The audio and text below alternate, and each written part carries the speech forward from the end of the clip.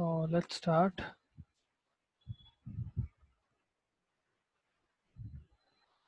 Right. Yesterday we discussed about inhalational anesthetics. Today we'll be doing in intravenous anesthetics. Intravenous anesthetics, the biggest advantage is induction is much more quicker than inhalational. Okay, because you're giving it directly in blood. Now you have to understand and remember one thing about general anesthetics is uh, your anesthetic whenever you're giving. Let's say I am giving inhalational. Okay, I'll put it as INH. Inhalational anesthetic is given through your breath. Obviously you're inhaling it, so it is going from your alveoli to your reversible to your blood, and from your blood to your brain. Okay, your brain is where it is performing its function. Now excretion will occur in the same way, where when it is getting excreted or whenever the drug effect has been realized, after that it will be excreted from the brain to blood and from blood to alveoli. That's simple. In case of intravenous, you're skipping this step. Okay, you're directly giving in blood, and it can go faster into your brain that way, right? Because you're skipping one step. Try to remember this thing. First pass metabolism in pharmacology, in general pharmacology that we studied. If you remember, I told you some drugs, like those drugs that are given intravenously, they will bypass first pass metabolism. First pass metabolism is the process through which one drug will get metabolized using liver. So it will take more time for the drug to reach blood. In the same way, if you are bypassing that by giving intravenous, you'll basically make induction faster, right? So that is the logic behind giving intravenous. But one big disadvantage with this is, because you are giving into blood, elimination will be slower, right? It will take more time for the drug to come out, and recovery will also become slower because of that. All right, in general, whenever we are giving inhalational anesthetics, if you want to speed up the process of elimination of the drug, if you want to remove the drug quickly from your body, you can simply induce hyperventilation. You can cause the patient to hyperventilate, basically increase their respiratory rate. If they are hyperventilating, they will obviously uh, exhale out whatever gas is present. That cannot be done with intravenous anesthetic. Once you're giving it in blood, you have to wait for it to come out. It'll take more time, so recovery also will be slower. Now coming to your intravenous, has a few classifications. Okay, so in intravenous anesthetics, there is the first one, inducing agents. Now inducing agents, the primary example will be propofol. Right, let me do it in a different color. So let's do it in orange. Propofol. Propofol is an oily liquid. Okay, it has a few advantages. Mostly these are propofol is used for small surgeries. Okay, for day cases, things like what do you call, dental surgeries and endoscopies and things like that. For that you can use.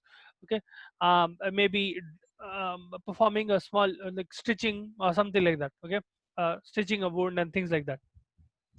Now advantages will be the induction is very quick, because it is intravenous. Induction is very quick.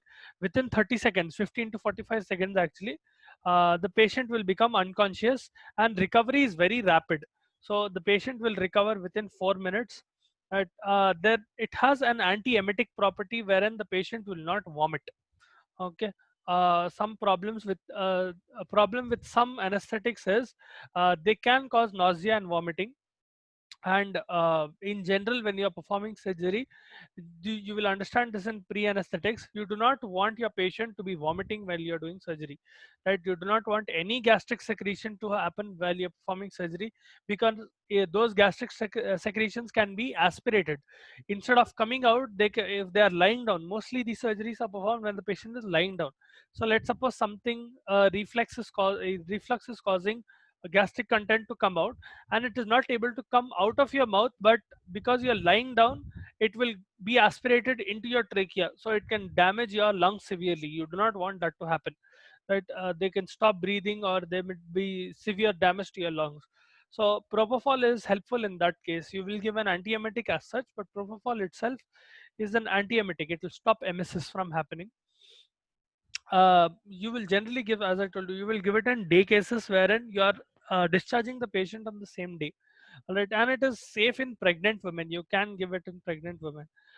Some disadvantages of propofol is that it will cause respiratory depression. It can also cause vasodilation, which will ultimately lead to fall in BP. So I'll write it down here. Disadvantages is causes respiratory depression. So it will depress the rate of your respiration and it will cause vasodilation, specifically peripheral vasodilation. So what happens is decrease in, hold on,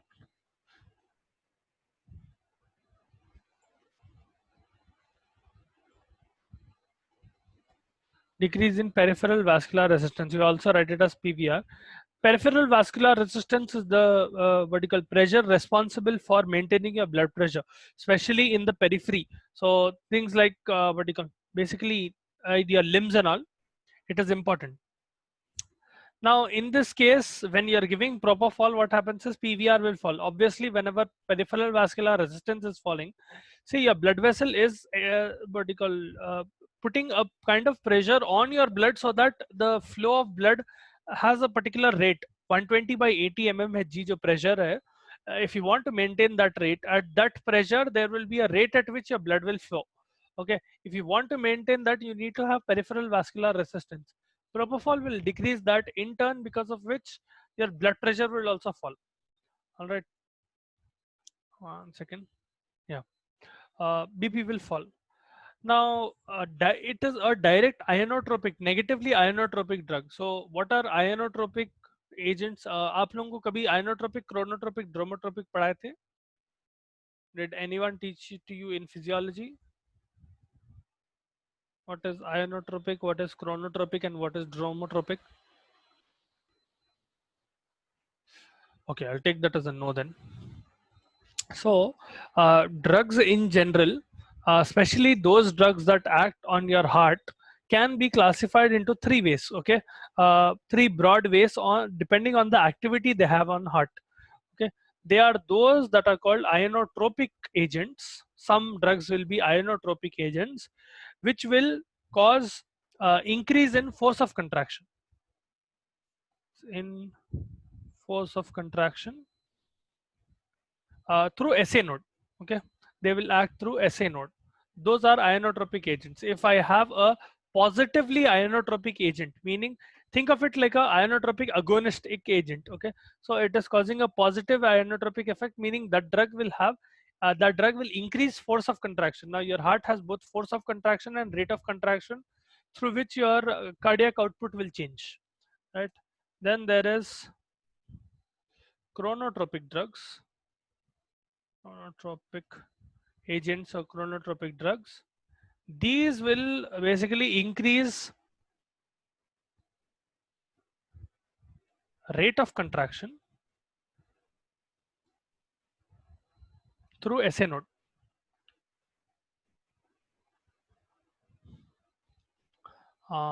Right. So chronotropic agents will basically increase the rate of contraction through SA node, while dromotropic agents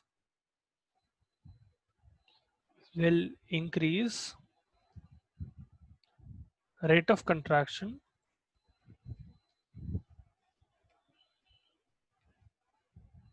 through AV node. All right, this is the basis. Now, several drugs, especially those drugs that will have some effect on your heart, they can be classified into positively inotropic or negatively inotropic, positively chronotropic or negatively chronotropic, positively dromotropic or negatively dromotropic. Whenever I tell something is positive, it will increase whatever is happening. Now, inotropic drugs will have an effect on force of contraction through SA node. If I have a positively ionotropic agent, it will increase force of contraction through SA node. If I have a negatively ionotropic agent, it will decrease force of contraction through SA node. Propofol is something that is negatively ionotropic. Okay, this is a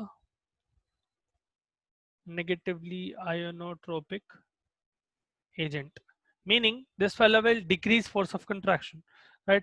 So along with decrease in BP, it will also decrease force of contraction. And what do you call, another thing is this will sometimes, not always, but sometimes it can cause histamine to be released. Whenever histamine is released, it can cause anaphylactoid reactions. So I hope you know what is anaphylactoid reactions are those, think of them like they are the type of allergic reactions. Okay, in which if someone is having an extreme anaphylactoid reaction, their epiglottis, they're basically the trachea will shut and they will not be able to breathe properly. Alright, that is anaphylactic shock. So anaphylactoid reactions will be those reactions that are related to allergy. So sometimes if someone has think of patients who have allergy. If they have eaten any particular food that they are allergic to, they'll become reddish and they'll have pimples, they'll become reddish, they'll have itching all over their body. Right? Anaphylactoid reaction is something like that. Uh, Now, this propofol is mainly used for induction of general anesthetic. If you are giving it for a long surgery, let's suppose, normally it is used for a day surgery, wherein you are discharging the patient on the same day as you are performing the surgery. But let's suppose you are using it as a general anesthetic for other procedures as well. It is used as an inducing agent and sometimes for maintenance. All right, for procedures up to 1 hour. Okay, this can be used for total IV anesthesia by continuous infusion. So if you are giving continuous infusion, continuously infusing this thing propofol, it can be given through IV, total IV, for total IV anesthesia, right? Especially for burn dressing, for endoscopies, and all of that. Coming to the next type of agents, this was inducing agents. The next one is dissociative anesthetics. So as I told you yesterday, intravenous anesthetics will have inducing agents, dissociative anesthetics, and opioid analgesics. We'll study opioid analgesics in a little more detail when we come across painkillers, opioid painkillers. That is when I'll go deeper into that. But for now, we'll just scratch the surface. Now, coming to dissociative anesthetics, before understanding dissociative anesthetics, you have to understand what is dissociative anesthesia. Dissociative anesthesia is a very particular state where the patient will have profound amounts of analgesia, as in intense analgesia will be there. They'll not be able to feel any pain, and they will have intense amnesia as well. They'll become completely immobile and they will feel dissociated from their own body. Okay, think of it like trance state when someone is taking drugs. Okay, I don't mean these drugs that we talk about in pharmacology. I mean drugs like what do you call, LSD and all. All right. So that kind of trance-like state will be induced by dissociative anesthetics. That trance-like state is dissociative anesthesia. It may or may not be associated with loss of consciousness. So the patient might lose consciousness, or they might be conscious, but they will feel what do you call, they'll become completely immobile and they'll feel no pain at all, and they will not remember what is happening. That is what dissociative anesthetics do. The primary one that we'll be talking about is ketamine.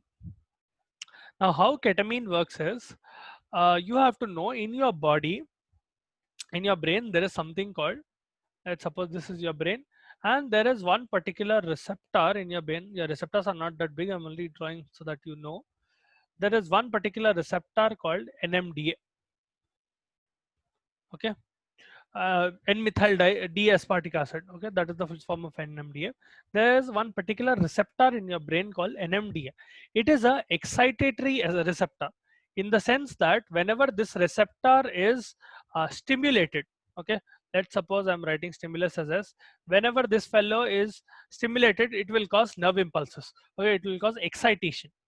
This will work using a neurotransmitter called glutamate. Glutamate itself is an excitatory neurotransmitter. Glutamate will use NMDA receptor to show its function. Okay. Now, you know, there are several types of neurotransmitters. Neurotransmitters are basically like, think of them like messages. Okay. Think of them like messaging system. Okay. Where one neuron is talking to the other. One such neurotransmitter is glutamate, which is an excitatory type of neurotransmitter. Okay. So I'll write it E here. It's an excitatory neurotransmitter. This fellow, whenever it is coming in contact with NMDA or whenever there is stimulus to NMDA, NMDA receptor will use glutamate to excite a nerve. Whenever there is excitation of your nerve, what will happen is nerve conduction will occur. All right, that is the basic mechanism how NMDA receptors work. Here, ketamine, you're trying to perform anesthesia here, so you do not want any type of excitation. This fellow, what it will do, ketamine, me use red, this fellow will inhibit NMDA. Okay, it will not let NMDA work properly. So that is what it will do. It will go and block NMDA receptor. Think of NMDA as a gate. Okay, imagine NMDA as a gate and MDA through which glutamate is going in and out. Okay, whenever glutamate is going in, it is getting excited. Okay, that room is getting excited, let's suppose. For example, imagine there is a party going on, okay, in one particular room, and suddenly the DJ enters, so everyone starts shouting. Okay, imagine this glutamate receptor, glutamate being the DJ, and that room, the door of that room being NMDA. Now what is happening is ketamine is going and closing that door, so there is no excitation. All right, that is what ketamine does. That is how dissociative anesthesia through ketamine works. All right, I hope you understood the correlation here. Please feel free to ask doubts if you didn't understand.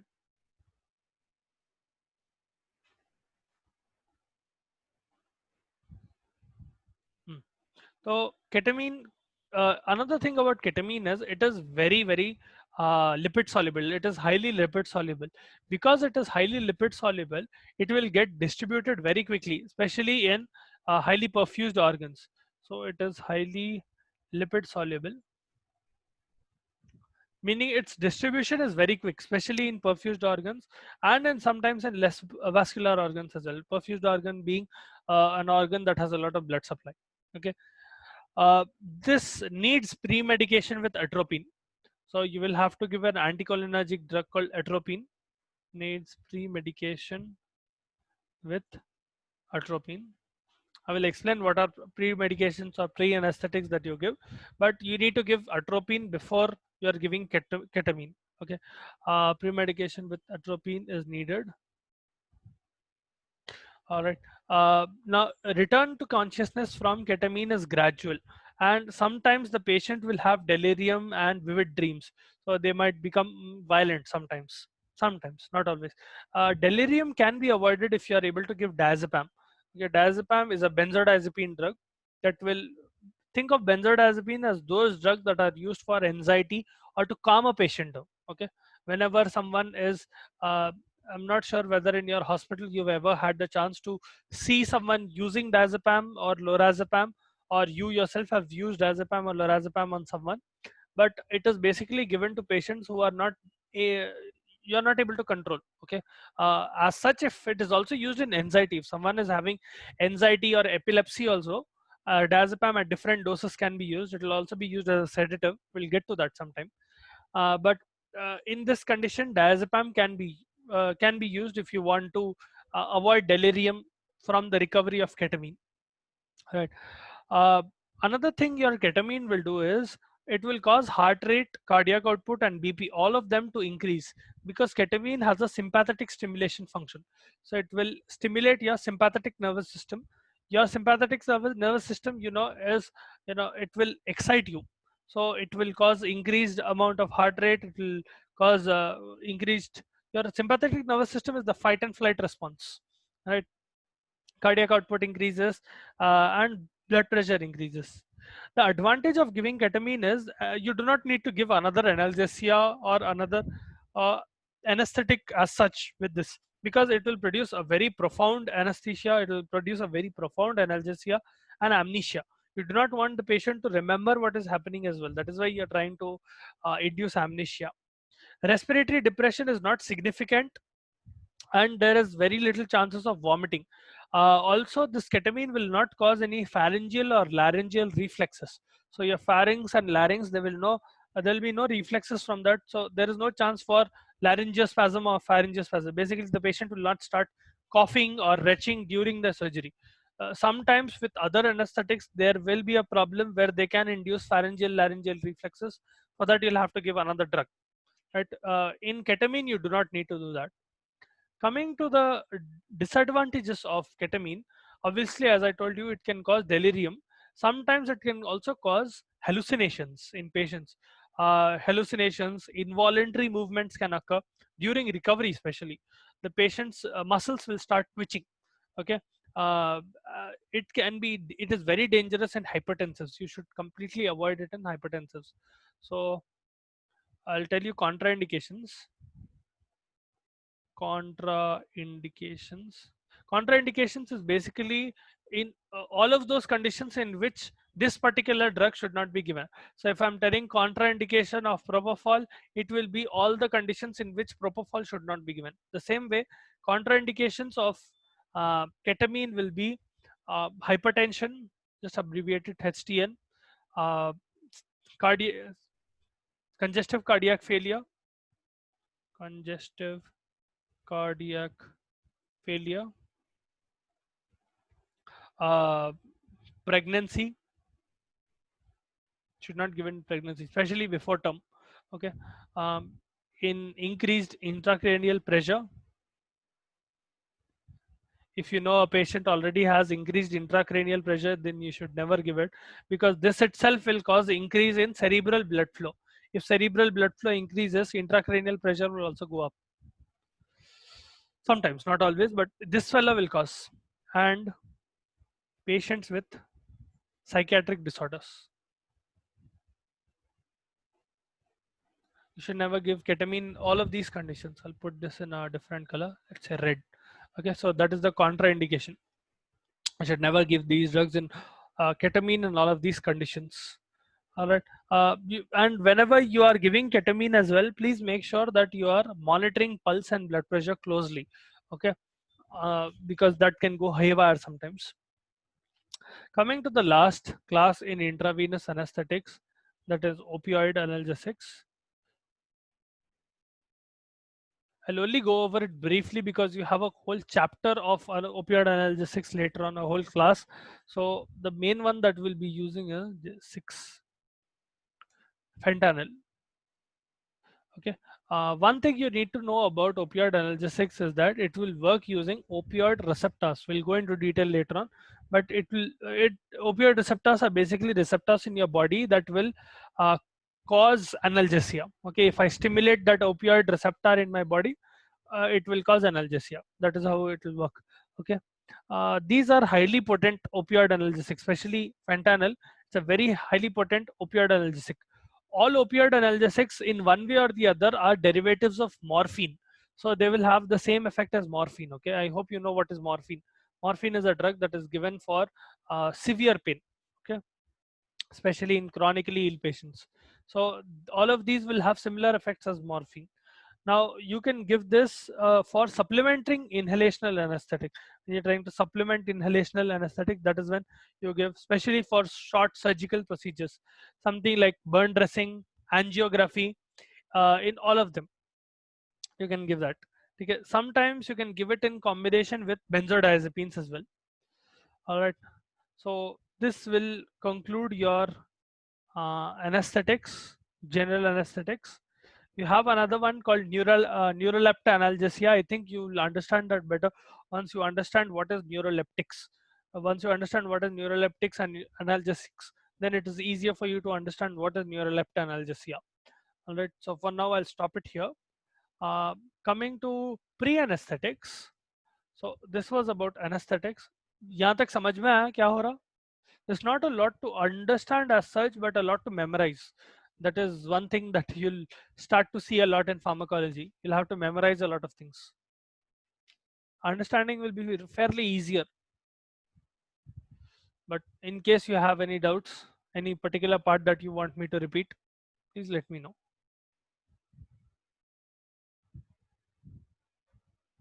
Now, okay. Coming to something called pre-anesthetics. Now, why do we give, what is pre-anesthetics? First of all, pre-anesthetics are those drugs that are given to make sure Anesthesia, the experience of anesthesia is very pleasant and it is without complications. That is why you give pre-anesthetics. Okay, it can also be one another goal of pre-anesthetic can be so that you can decrease the dose of anesthetic. Now anesthetics as such are potent drugs. When you are giving anesthetic, if by any chance you are able to decrease the amount of dose of anesthetic that is required, it will be well and good, because any slight increase in anesthetic dose more than normal can create a lot of havoc in your body. So in that sense, if you are able to give a pre-anesthetic, that is decreasing the requirement of anesthetic. Okay, in that condition, pre-anesthetic can be very helpful. Also, you can calm the patient down using pre-anesthetics. All right, I'll tell you what all drugs are included in pre-anesthetics, then you'll understand a little better. So the first one is sedatives and hypnotics. You have this as a class itself, so don't worry, we'll discuss about these in detail as well. The main one will be benzodiazepines, your diazepam and lorazepam, sometimes midazolam as well. Okay, why do you give sedatives and hypnotics?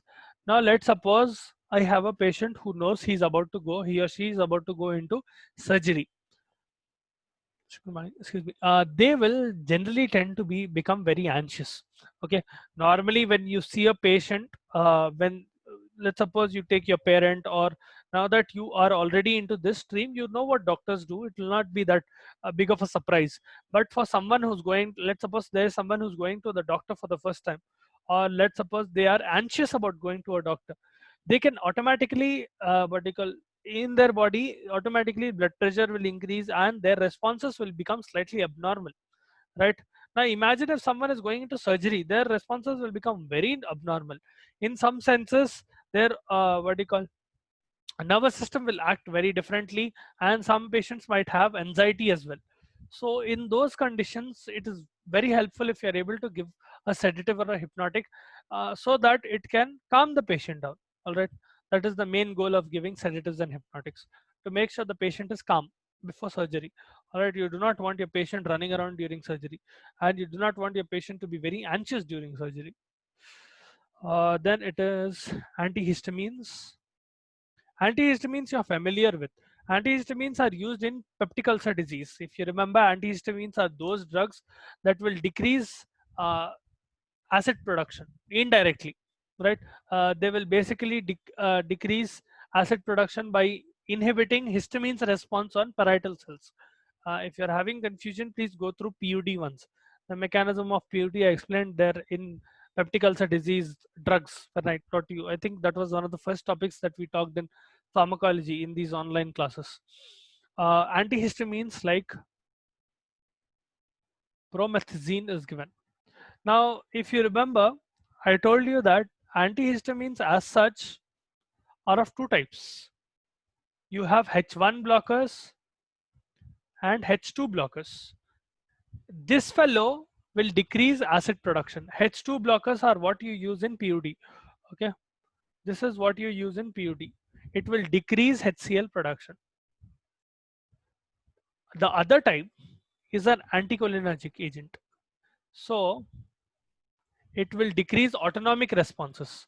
Okay, anticholinergic drugs will basically reduce autonomic responses. Your normal cholinergic agents or your cholinergic system, think of cholinergic system as the same system that will correlate with parasympathetic nervous system. Okay, whatever your parasympathetic nervous system does, if I'm giving a cholinergic drug, it will exactly do that, meaning parasympathetic nervous system will cause uh, rest and digest. That is the basic acronym associated with parasympathetic nervous system, meaning it will cause gastric secretions to be formed, it will facilitate digestion, peristalsis increases, all of that.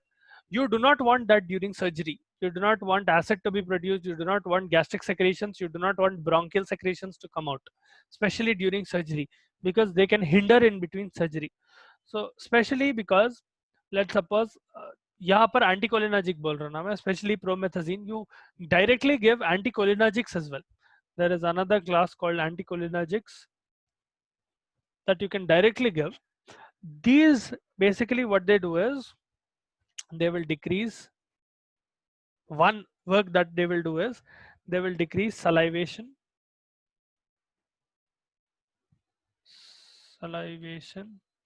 and secretion of um, body fluids, internal fluids actually. Think of it as secretion of bronchial and gastric fluids. Better. Okay. So, ab samjho, there is a patient who is undergoing surgery and you are not giving them any anticholinergic drug. Okay. H1 receptors, this one, H1 antagonist and anticholinergics will do the same thing. Okay. They're just different drugs which will work by slightly different mechanism, but they will achieve the same thing. All right. अब for example तुम college से सिकंदराबाद को जा रहे हैं, bike पे जा रहे हैं या कार में जा रहे हैं, you are reaching the same place. Okay, how you are going is a different thing. So these drugs are something like that. They will work by different mechanisms, but they will do the same thing mostly. Now, what happens is if someone is going into surgery and you're not giving a anticholinergic, let's suppose, when you are medical, when you start to cut using a scalpel, what will happen is immediate reflexive action will occur in your body, and as such, if a person before surgery is not giving anticholinergic drugs, they will obviously have salivation and they will have respiratory secretions being secreted. Now these respiratory secretions, when the patient is in the uh, surgery room and in the effect under the effect of a anesthetic, what will happen is they are basically knocked out, so they do not have the saliva that is being produced, that will not automatically go into your esophagus. It can go into your trachea because you're not controlling it. When you're conscious, your body will control it subconsciously. Okay. When you are not awake, there is a chance that it can enter trachea. Your respiratory secretion can aspirate and your saliva can aspirate into your lungs. If it goes into your trachea, it can cause a laryngospasm, okay, spasm in your larynx. Okay. It can also reach all the way up to your lung and cause pneumonia, right? So you do not want that during surgery. Especially you do not want laryngospasm during surgery because you do not want your patient to be moving around during surgery. That is one of the most important reasons why you give anticholinergics. One important anticholinergic that will come under this is atropine. All right. As I told you, ketamine requires atropine, right? It is an anticholinergic agent. Atropine of 0.6 mg IM, zero point 0.6 mg intramuscular is given generally. All right, this will decrease bodily secretion. It will also prevent bradycardia and it will prevent laryngospasm from happening. Whenever someone is going into surgery, your body will reflexively respond by decreasing your heart rate and causing laryngospasm. Sometimes you do not want that during surgery. So these will help in avoiding that. All right. Then there can be some other drugs that will drugs to decrease acidity or acid secretion. Acidity लिख देता हूँ. For example, you can use PPIs, okay, H2 blockers, antihistamines of H2 blockers, okay. So as I just told you here, antihistamines are of two types. The first one will be anticholinergic type. This one is what is used in PUD, and this one is what that will decrease acid. All right, acid in your stomach. Now, if you're not able to, if you're not giving something to decrease acidity, normally whenever someone is going into surgery, especially gastric surgery, you will tell the patient to not eat for a long period of time, almost for 7-8 hours. You will tell the patient to not eat. During that period of time, what can happen is acid secretion can increase because the patient is hungry, right?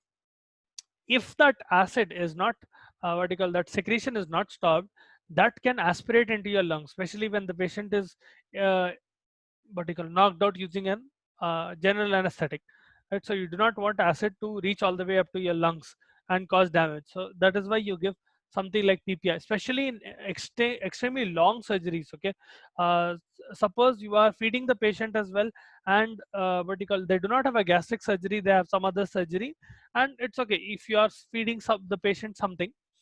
But if the surgery is going for a very long period of time, let's suppose the surgery goes on for 13-14 hours, okay, long surgery. in that condition, obviously the patient's body will start secreting acid, right? It is a response to cause hunger. If you are not giving something to decrease acidity, it can lead to a problem. All right. So these are some of the pre-anesthetic drugs that are given. You can also give something for analgesia. So sometimes an analgesic, a strong analgesic can also be given. All right, especially opioid analgesics are given, especially for analgesia. Let me write it this way: opioids for analgesia slash anti-anxiety. All right. You might also have to give muscle relaxants depending on the patient, depending on the surgery. You might also need to give muscle relaxants. Some general anesthetics themselves will have the effect of muscle relaxation, but if it does not, then you will need to give muscle relaxants. Okay, especially smooth muscle relaxants. So this was about pre-anesthetics and general anesthetics. Tomorrow we'll go into local anesthetics. Okay, I hope you understood today's class. If you have any doubts, please let me know.